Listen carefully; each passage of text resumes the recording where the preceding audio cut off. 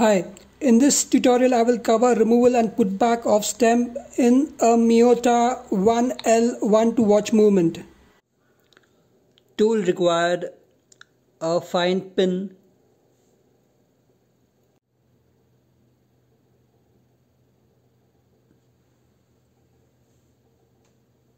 Locate an arrow on the movement directing you to a tiny hole.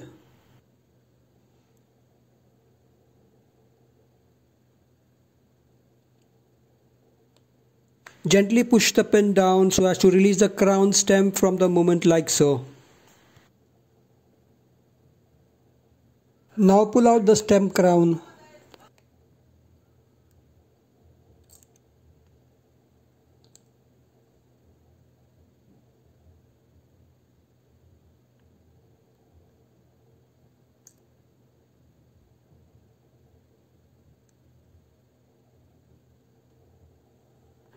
Put back the crown stem like so. No tool needed to put back the stem.